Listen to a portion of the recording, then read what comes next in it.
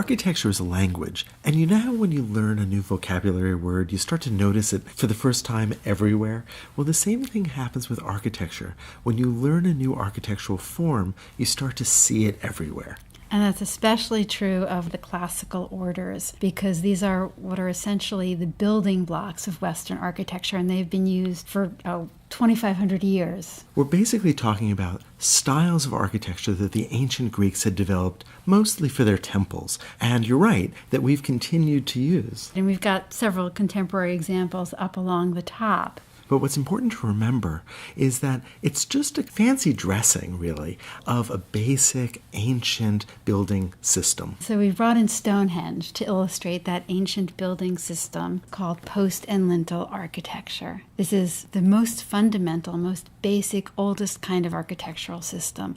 The posts are the vertical elements, and they support a horizontal element called a lintel. And you know what? We still use this basic system when we nail 2x4s together. And that's what the Greeks were doing, but they were doing it in a much more sophisticated way. Right, they developed decorative systems, and that's what we're referring to when we use the term classical orders. There are three basic orders: the Doric, the Ionic, and the Corinthian. There's a couple extra, but we're not going to go into those today, but we've listed them here for you just so you know what they are, the Tuscan and the Composite.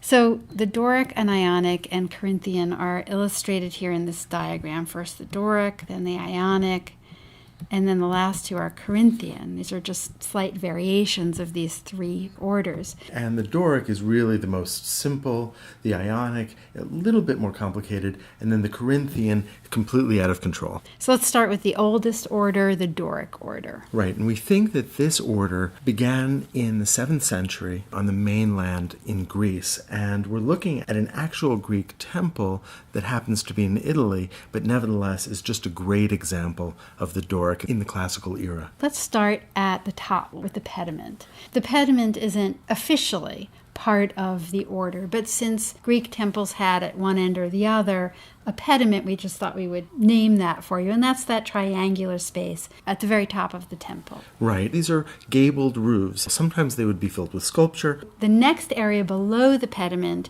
is actually officially part of the order, and that's called the entablature. Okay, so that would be the area from about here to here.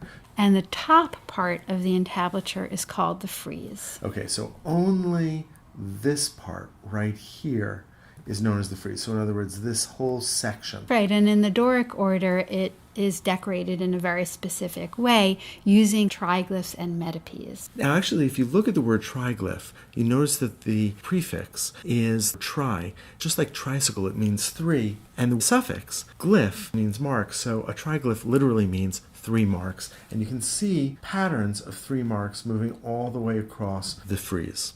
And then in between the triglyphs are spaces that are called metopes. And in ancient Greek architecture, these were often filled with sculpture. Now, the triglyphs we don't think are just arbitrary. We think that they probably came from a time when temples were built out of wood, and these would have been the ends of planks that would have functioned as beams in the temple. And they would have, of course, been supported directly over the columns. You'll notice that every other one, at least, is aligned directly over the columns. So as we move down the temple, the next area we come to is the capital.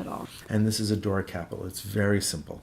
It's got a flare, and then it's got a simple slab on top. So the Doric is the oldest, the most severe, and was associated, according to the ancient Roman architectural historian Vitruvius, with masculine form. It is broad, it's not tall, and it feels heavy. It does.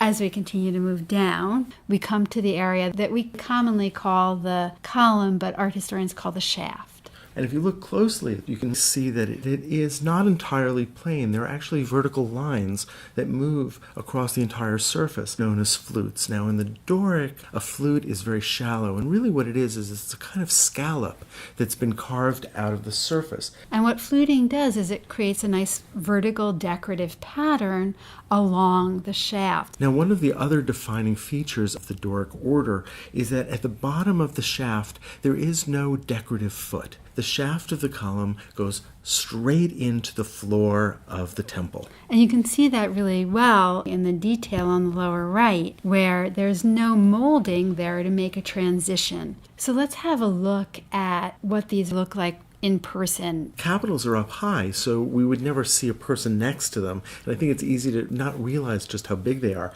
But I snapped this terrific picture of you at the British Museum next to a capital that actually comes from the most famous Doric temple on the Acropolis in Athens. Right, the Parthenon. And they really are massive. And this photo is good also for seeing, in this case, a reconstruction, but giving you a sense of the entablature with that frieze with triglyphs and metopes. And we've got an example on the right of a relief sculpture that was for one of the metopes on the Parthenon. Right, so this metope here would have actually fit right in one of these squares. Let's talk about one last element that we find in Doric architecture, and that's something called entasis. Now this is a little tricky because I think most people assume that a column is straight up and down. That is, the sides of a column are parallel with each other, and the base of a column is just as wide as the area directly below the capital. But in fact, the ancient Greeks didn't build their temples that way.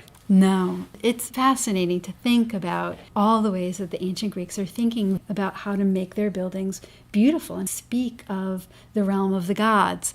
And so when we look at an ancient Doric temple, we see that the shafts swell a little bit toward the center. So right about a third of the way down, they would be at their widest, and it would taper ever so slightly towards the bottom and taper much more so as we move up to the top, so that the narrowest point of the column shaft would be right at the top, and the widest part would be about a third of the way from the base. And so the building has a sense of liveliness that I think it wouldn't have if the column was exactly the same width at the top as at the bottom. Architectural historians have debated why the Greeks bothered to do this, because this was expensive. This was difficult. It meant that every drum that makes up this column had to be an individual, unique piece.